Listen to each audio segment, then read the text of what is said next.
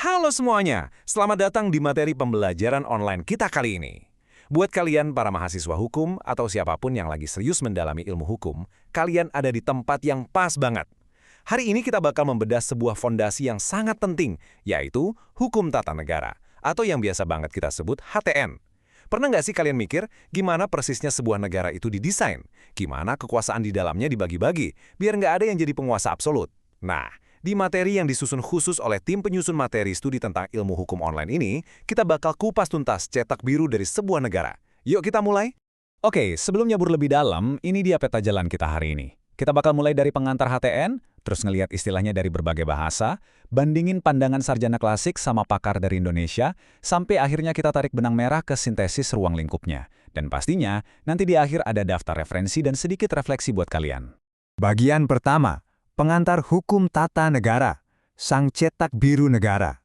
Bayangin deh, negara itu ibarat sebuah gedung pencakar langit. Nah, hukum tata negara ini adalah cetak biru atau blueprint-nya. Sama kayak arsitek yang butuh rancangan super detail sebelum bangun gedung, sebuah negara juga butuh HTN, biar bisa berdiri kokoh dan berfungsi benar. Jadi ini tuh bukan cuma sekedar kumpulan aturan kaku di atas kertas ya. Sebagai cabang dari hukum publik, HTN benar-benar fokus ke tatanan struktural. Dia yang nentuin apa aja lembaga-lembaga negaranya, gimana mereka kerja bareng, dan yang paling krusial, gimana kekuasaan negara itu berinteraksi sama kita, warga negaranya. Jadi HTN ini ibarat mesin pembagi kekuasaan sekaligus perisai yang lindungin hak-hak kita. Lanjut ke bagian kedua, terminologi HTN di berbagai bahasa. Kita intip sedikit sejarah etimologinya di Eropa, ya. Kalian tahu nggak sih, istilah yang dipakai tiap negara itu ternyata bisa nunjukin cara pandang mereka terhadap hukum ini loh. Menarik banget kan? Di Belanda misalnya, mereka pakai kata Staatsrecht, yang kalau diterjemahin langsung itu artinya hukum negara. Beda lagi kalau kita lihat di Inggris atau Amerika, mereka tuh fokus banget sama konstitusinya. Makanya mereka sebut constitutional law. Terus di Perancis ada droit constitutionnel, dan di Jerman mereka sebut Verfassungsrecht. Buat kita yang lagi belajar hukum, paham akar kata kayak gini tuh penting banget, biar kita bisa dapat feel dan nuansa filosofis dari tiap-tiap sistem ketatanegaraan. Nah, dari bahasa tadi, kita ketemu sama satu pembedaan klasik yang penting banget buat dipahami. Di tradisi hukum Prancis dan Jerman, mereka tuh narik garis yang tegas banget antara hukum tata negara dengan hukum administrasi negara atau HN.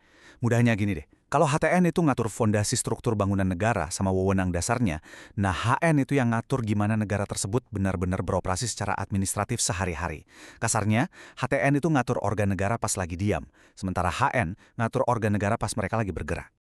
Sekarang kita masuk ke bagian ketiga. Yuk kita dengerin apa kata para arsitek utama ketatanegaraan, alias para sarjana hukum klasik.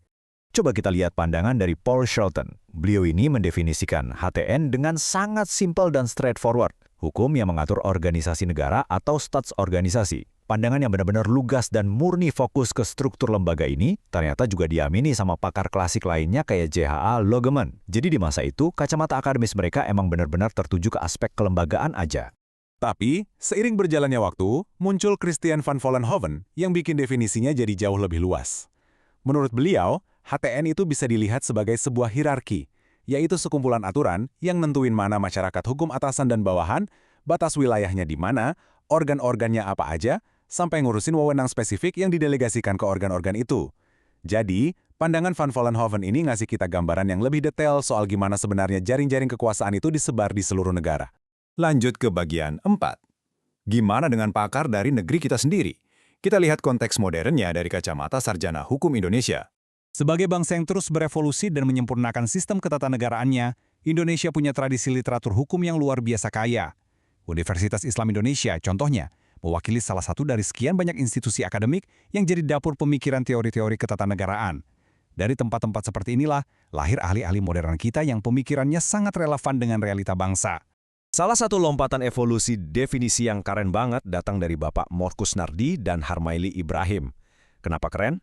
Karena mereka nggak cuma ngomongin lembaga negara secara vertikal dan horizontal doang, tapi mereka secara eksplisit masukin status warga negara dan hak asasi manusia sebagai bagian dari inti hukum tata negara. Ini poin yang esensial banget guys. Negara itu bukan cuma soal deretan instansi, tapi soal manusia-manusia di dalamnya. Iya, kita ini. Dan pandangan tadi disempurnakan lagi secara brilian oleh Prof. Jimli Asidiki. Beliau merangkum ruang lingkup HTN ke dalam 4 kerangka yang super komprehensif.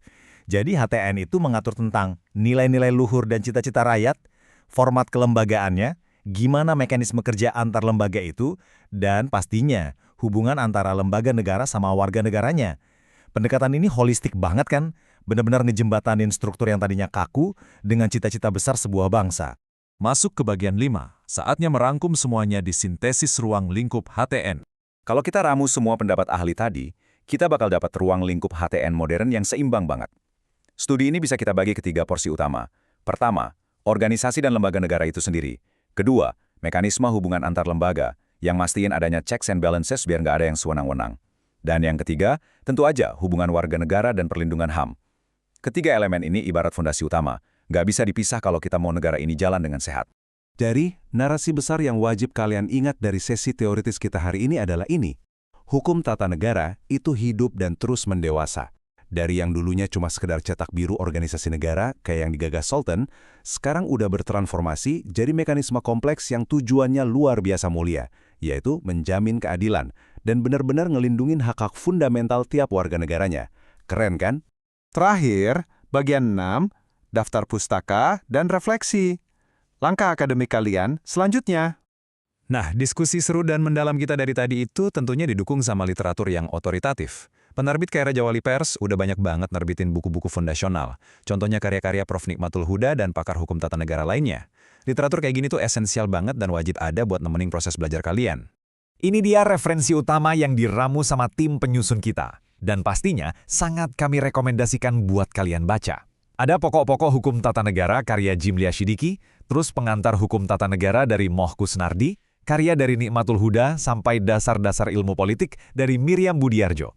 Ini penting buat ngelihat irisan antara HTN sama ilmu politik. Jangan lupa dicari ya bukunya. Sebelum kita wrap up, aku mau negasin sedikit nih. Materi pembelajaran ini memang sengaja disusun dengan sentuhan akademik, khusus buat jadi referensi utama yang bisa diakses secara online oleh rekan-rekan mahasiswa dan tim belajar hukum dimanapun kalian berada. Harapannya, materi ini bisa jadi fondasi yang solid banget buat kalian mahamin seluk-beluk tatanan negara. Dan sebagai penutup, aku mau ngasih satu pertanyaan mind-blowing nih buat kalian renungin dan diskusikan. Kalau hukum tata negara itu sejatinya ngatur batas kekuasaan dan ngejamin hak asasi, apakah sebuah negara masih pantas disebut sebagai negara hukum? Kalau lembaga negaranya super lengkap berdiri, tapi hak-hak warganya justru dibiarin terabaikan. Gimana menurut kalian? Coba deh dianalisa pakai teori yang baru aja kita pelajari hari ini. Makasih banyak ya udah luangin waktu buat belajar bareng. Tetap semangat bacanya, dan sampai jumpa di ruang diskusi online kita berikutnya.